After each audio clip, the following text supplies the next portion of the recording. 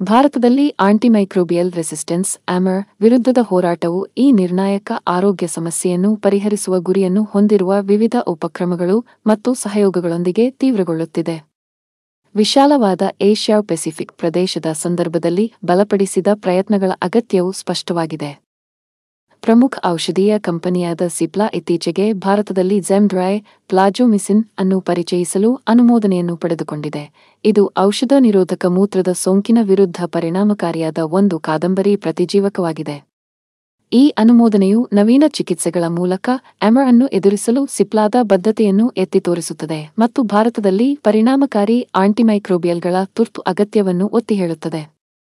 ಆಮರ್ ಮೇಲಿನ ಭಾರತದ ರಾಷ್ಟ್ರೀಯ ಕ್ರಿಯಾ ಯೋಜನೆಯು ರಾಷ್ಟ್ರೀಯ ಸೋಂಕು ನಿಯಂತ್ರಣ ನೀತಿಯನ್ನು ಅಂತಿಮಗೊಳಿಸುವುದು, ರಾಷ್ಟ್ರೀಯ ಕಣ್ಗಾವಲು ವ್ಯವಸ್ಥೆಯನ್ನು ಸ್ಥಾಪಿಸುವುದು ಮತ್ತು ಆಸ್ಪತ್ರೆಗಳಲ್ಲಿ ಸೋಂಕು ನಿಯಂತ್ರಣ ಅಭ್ಯಾಸಗಳನ್ನು ಸುಧಾರಿಸುವಂತಹ ಹಲವಾರು ಕಾರ್ಯತಂತ್ರದ ಉಪಕ್ರಮಗಳನ್ನು ಒಳಗೊಂಡಿದೆ. ಹೆಚ್ಚುವರಿಯಾಗಿ, ಯೋಜನೆಯು ನೀತಿ ನಿರೂಪಕರು ಮತ್ತು ಸಾರ್ವಜನಿಕರಲ್ಲಿ ಜಾಗೃತಿಯನ್ನು ಹೆಚ್ಚಿಸುವುದು, ಆರೋಗ್ಯ ಕಾರ್ಯಕರ್ತರ ತರಬೇತಿ ಮತ್ತು ಆಂಟಿಮೈಕ್ರೋಬಿಯಲ್ ಬಳಕೆಯಲ್ಲಿ ಸಂಶೋಧನೆ ಮತ್ತು ಆವಿಷ್ಕಾರವನ್ನು ಉತ್ತೇಜಿಸುವುದು, ಪ್ರಾದೇಶಿಕ ಮಟ್ಟದಲ್ಲಿ ವಿಶ್ವ ಆರೋಗ್ಯ ಸಂಸ್ಥೆ WHO ಮತ್ತು ಇತರ ಮಧ್ಯಸ್ಥಗಾರರು ಆಮರ್ಗೆ ಸಂಘಟಿತ ಪ್ರತಿಕ್ರಿಯೆಗಾಗಿ ಪ್ರತಿಪಾದಿಸುತ್ತಿದ್ದಾರೆ. ಮಾನವ, ಪ್ರಾಣಿ ಮತ್ತು ಪರಿಸರದ ಆರೋಗ್ಯ ಕಾರ್ಯತಂತ್ರಗಳನ್ನು ಸಂಯೋಜಿಸುವ ಒಂದು ಆರೋಗ್ಯ ವಿಧಾನವನ್ನು ಉತ್ತೇಜಿಸುವ ಪ್ರಯತ್ನಗಳು ಸೇರಿವೆ. ಆಮರ್ ವಿರುದ್ಧ ಕ್ರಮವನ್ನು ವೇಗಗೊಳಿಸಲು WHO ಪ್ರಾದೇಶಿಕ ಸಮಾಲೋಚನೆಗಳನ್ನು ಸಹ ಸುಗಮಗೊಳಿಸಿದೆ, ವಲಯಗಳಾದ್ಯಂತ ಸಾಮೂಹಿಕ ಕ್ರಿಯೆಯ ಅಗತ್ಯವನ್ನು ಒತ್ತಿ ಹೇಳುತ್ತದೆ. ವಿಶ್ವ ಆರೋಗ್ಯ ಸಂಸ್ಥೆ WHO ಫ್ಲೆಮಿಂಗ್ ಫಂಡ್ನ ಕ್ಯಾಪ್ಚುರಾ ಯೋಜನೆಯು ಬೇಸ್ಲೈನ್ಗಳನ್ನು ರಚಿಸಲು ಮತ್ತು ಡೇಟಾವನ್ನು ಹೆಚ್ಚಿಸಲು ಡೇಟಾವನ್ನು ಸಂಗ್ರಹಿಸುವ ಮೂಲಕ ಏಷ್ಯಾದಲ್ಲಿ ಆಮರ್ ಕಣ್ಗಾವಲು ಹೆಚ್ಚಿಸಿದೆ.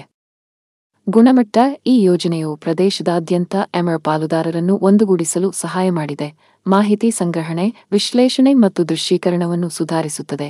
ಇದು ಮಾಹಿತಿಯುಕ್ತ ನೀತಿ ರಚನೆ ಮತ್ತು ಪರಿಣಾಮಕಾರಿ ಆಮರ್ ತಂತ್ರಗಳಿಗೆ ಒಟ್ಟಾರೆಯಾಗಿ ಔಷಧೀಯ ನಾವೀನ್ಯತೆಗಳು, ರಾಷ್ಟ್ರೀಯ ನೀತಿಗಳು ಮತ್ತು ಪ್ರಾದೇಶಿಕ ಸಹಯೋಗಗಳು ಪ್ರಮುಖವಾಗಿವೆ.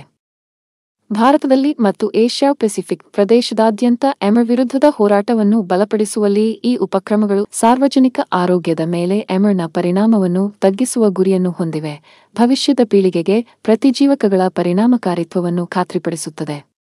To discuss about antimicrobial resistance, because if you realize India is at the forefront of having highest antimicrobial resistance now, and World Health Organization has put emphasis as a new pandemic and 2050 they are predicting this will be the top killer in whole of globally, and this will be the top killer. Right now the top killer is the cancer, but 2050 the prediction is if we use indiscriminate antibiotics like this will become a top killer in the world.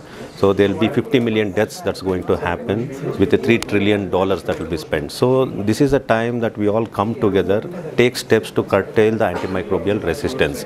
How do we do it? We have to adopt sound principles of antimicrobial stewardship.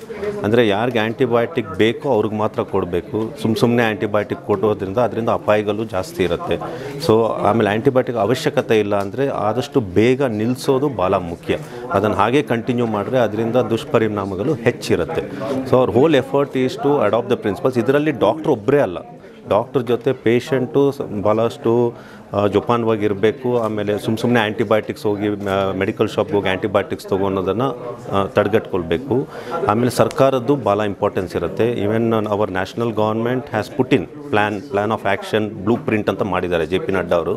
So where we have to collect data if hospitals are inappropriately using or patients are inappropriately given antibiotics, ಆ ಡೇಟಾನ collect ಮಾಡಿ ಅದನ್ನು ನಿರ್ಬಂಧ ಮಾಡಲಿಕ್ಕೆ ಕ್ರಮಗಳು ತೊಗೊಳ್ಬೇಕು. So ಇದು ಎಲ್ಲರೂ ಸೇರಿ ಮಾಡಬೇಕು. ಇದು ಬರೀ ಡಾಕ್ಟರ್ಸ್ ಕೈಲಾಗಲ್ಲ, ಪೇಷಂಟ್ಸು ಇರಬೇಕು, ಆಮೇಲೆ ಹಾಸ್ಪಿಟ್ಲ್ ನಡೆಸೋರು ಇರಬೇಕು, ಸರ್ಕಾರನೂ ಇರಬೇಕು.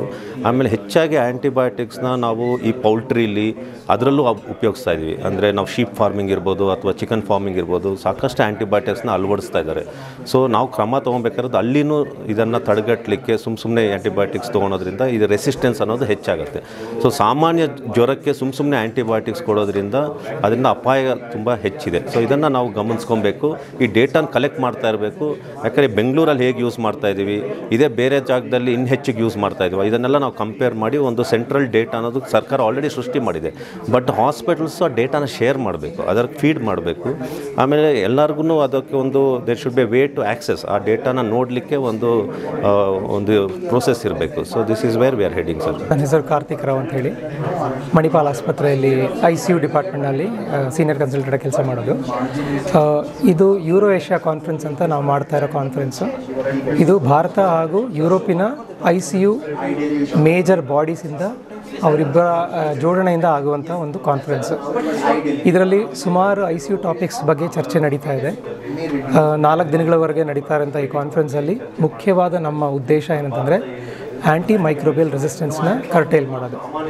ಆ್ಯಂಟಿ ಮೈಕ್ರೋಬಿಯಲ್ ರೆಸಿಸ್ಟೆನ್ಸ್ ಅಂದರೆ ಸಿಂಪಲಾಗಿ ಹೇಳಬೇಕಾಗಂದರೆ ನಾವು ಕೊಡುವಂಥ ಆ್ಯಂಟಿಬಯೋಟಿಕ್ಸು ಎಷ್ಟೋ ಸಾರಿ ಕೆಲಸ ಮಾಡದೇ ಇರಬಹುದು. ಕೆಲಸ ಮಾಡದೇ ಇರೋವಂತಹ ಒಂದು ಉದ್ದೇಶ ಅವ್ರ ಕಾರಣ ಏನಿರಬಹುದು ಅಂತಂದರೆ, ನಾವು ಕೊಡ್ತಾ ಇರೋ ಆ್ಯಂಟಿಬಯೋಟಿಕ್ಗೆ ಆ ಆರ್ಗ್ಯಾನಿಸಮ್ ಆಗಲಿ, ಆ ಬ್ಯಾಕ್ಟೀರಿಯಾ ಆಗಲಿ, ಅದರಲ್ಲಿ ಇರುವಂಥ ಕೆಲವು ಅಳವಡನೆಗಳನ್ನು ಮಾಡಿಕೊಂಡು ರೆಸಿಸ್ಟೆನ್ಸ್ ಪ್ಯಾಟರ್ನ್ಸ್ನ ಡೆವಲಪ್ ಮಾಡ್ಕೊಳ್ಳುತ್ತೆ. ಫಾರ್ ಎಕ್ಸಾಂಪಲ್, ಎವ್ರಿ ಸೆಲ್ ಒಂದು ಸೆಲ್ ವಾಲ್ ಅಂತ ಇರುತ್ತೆ, ಅದರೊಳಗಡೆ ಇರುವಂಥ ಒಂದು ಅಂಶಾಣುಗಳಿರುತ್ತೆ, ಅದರಲ್ಲೆಲ್ಲ ಅದು ಮ್ಯೂಟೇಷನ್ ಅಂತ ಮಾಡ್ಕೊಳ್ಬಹುದು. ಆ ಮ್ಯೂಟೇಷನ್ ಆಗಿರೋ ಕಾರಣದಿಂದ ಏನಾಗುತ್ತೆ, ನಾವು ಕೂಡ ಆ್ಯಂಟಿಬಯೋಟಿಕ್ಕು ಕೆಲಸ ಮಾಡದೇ ಇರಬಹುದು.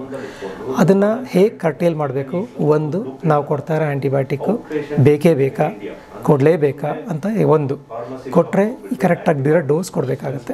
ಇದೇ ಡೋಸಲ್ಲಿ ನಾವು ಕೊಡಬೇಕು. ಹೆಚ್ಚಿಗೆ ಕೊಟ್ಟರು ತೊಂದರೆ ಆಗುತ್ತೆ, ಕಡಿಮೆ ಕೊಟ್ಟರು ತೊಂದರೆ ಆಗುತ್ತೆ. ಮೂರನೇದು ಡ್ಯೂರೇಷನ್ ಆಫ್ ದ ಆ್ಯಂಟಿಬಯೋಟಿಕ್. ಕೆಲವು ಆ್ಯಂಟಿಬಯೋಟಿಕ್ಸು 5 ದಿನ ಕೊಡಬೇಕಾಗುತ್ತೆ, ಕೆಲವು ಸಲ 7 ದಿನ ಕೊಡಬೇಕಾಗುತ್ತೆ. ಬಹಳ ರೇರಾಗಿ ನಾವು ಕೊಡುವಂಥದ್ದು 2 ವಾರ ಆಗಲಿ, ಇನ್ನೂ ಜಾಸ್ತಿ ಆಗಲಿ ಕೊಡಬೇಕಾಗಿ ಬರಬಹುದು.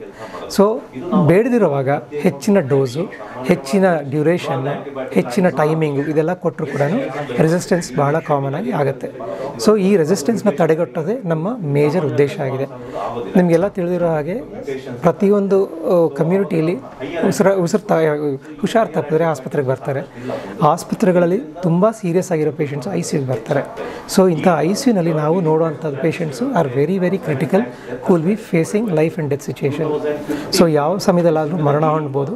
ಈ ಮರಣ ಬರೀ ಇನ್ಫೆಕ್ಷನಿಂದ ಒಂದೇ ಅಲ್ಲ, ಬೇರೆ ಕಾರಣಗಳಿಂದನೂ ಆಗ್ಬೋದು. But infections are something that we can control by controlling the antibiotic usage. So ಇದನ್ನು ನಾವು ಹೇಗೆ ತಡೆಗಟ್ತೀವಿ, ಯಾವ ಥರ ಅದನ್ನು ಕಂಟ್ರೋಲ್ ಮಾಡ್ತೀವಿ ಅನ್ನೋದು ನಮ್ಮ ಮೇಜರ್ ಉದ್ದೇಶ. ಇದು ಬರೀ ನಮ್ಮ ಒಂದು ವೈದ್ಯರು ಮಾತ್ರ ಮಾಡಬೇಕಾಗಿರೋಂಥದ್ದಲ್ಲ, ಗೌರ್ಮೆಂಟ್ ಕಡೆಯಿಂದನೂ ನಮಗೆ ಸಾಕಷ್ಟು ನೆರವು ಬೇಕಾಗುತ್ತೆ. ಅಂದರೆ curtailing the higher antibiotic usage. ಎಲ್ಲಿ ಅಂದರೆ ಅಲ್ಲಿ ಮಾರಾಟ ಮಾಡೋಕ್ಕೆ ಬಿಡಬಾರ್ದು. ಎಲ್ಲ ಕಡೆಯೂ they should be regulations and restrictions to the use of high and antibiotics. So ಅದಕ್ಕೆ ನಾವು ನಮಗ ಜೊತೆ ಸರ್ಕಾರದ ನಮ್ಮ ಅವಶ್ಯಕತೆಯೂ ಬೇಕಾಗುತ್ತೆ. ಸೊ ಇದೆಲ್ಲ ಇದ್ದಾಗ only then we can control the usage. ಇನ್ನೊಂದು ಏನಂತಂದರೆ, ಇವಾಗಿರೋ ಆ್ಯಂಟಿಬಯೋಟಿಕ್ಕು ಜಾಸ್ತಿ ನಮ್ಮ ಹತ್ರ ಆಪ್ಷನ್ಸ್ ಇಲ್ಲ. ಯಾಕಂದರೆ ಇವಾಗಲೇ ಎಲ್ಲ ಆರ್ಗ್ಯಾನಿಸಮ್ಸು ಅದಕ್ಕೆಲ್ಲ ರೆಸಿಸ್ಟೆನ್ಸ್ ಬಂದಾಗಿದೆ. ಸೊ ನಮ್ಮ ಹತ್ರ ಇರೋ ಆ್ಯಂಟಿಬಯೋಟಿಕ್ಸು ಮುಂದೆ ವೇಸ್ಟ್ ಆಗಬಾರ್ದು. ಮುಂದೆ ಬರುವಂಥ ಪೀಳಿಗೆಗೆ ಇನ್ನೇನು ಪ್ರಾಬ್ಲಮ್ಸ್ ಇಲ್ಲದೆ ಅದನ್ನೇ ಕಂಟಿನ್ಯೂ ಮಾಡುವಂಥ ಒಂದು ಉದ್ದೇಶದಿಂದ ನಾವು ಇದೆಲ್ಲ ಮಾಡ್ತಾ ಇರೋದು. ಪ್ರತಿಯೊಂದು ಆ್ಯಂಟಿಬಯೋಟಿಕ್ ಕಂಡುಹಿಡಿಯೋದಕ್ಕೆ ಅಟ್ಲೀಸ್ಟ್ ಒಂದು 5 ರಿಂದ 10 ವರ್ಷ ಬೇಕಾಗುತ್ತೆ. ಅದು it involves lot of money, involves lot of research. ಅಷ್ಟಾಗಿ ಕೂಡ ನಾವು ಅಷ್ಟು ಕಂಟ್ರೋಲ್ ಮಾಡದೆ ಹೋದರೆ it will be a problem. ಮುಂದಿನ ಪೀಳಿಗೆ ಪ್ರಾಬ್ಲಮ್ ಆಗುತ್ತೆ. ಎಕ್ಸಿಸ್ಟಿಂಗ್ ಪಾಪ್ಯುಲೇಷನ್ಗೆ ನಾವು ಏನೂ ಕೊಡದೇ ಇರೋಕ್ಕಾಗುತ್ತೆ. So it is very important. ಇದು ನಮ್ಮ ಈ ಯೂರೋ ಏಷ್ಯಾದ ಮೇಜರ್ ಉದ್ದೇಶ. ಕಾರ್ತಿಕ್ ರಾವ್ ಅಂತ.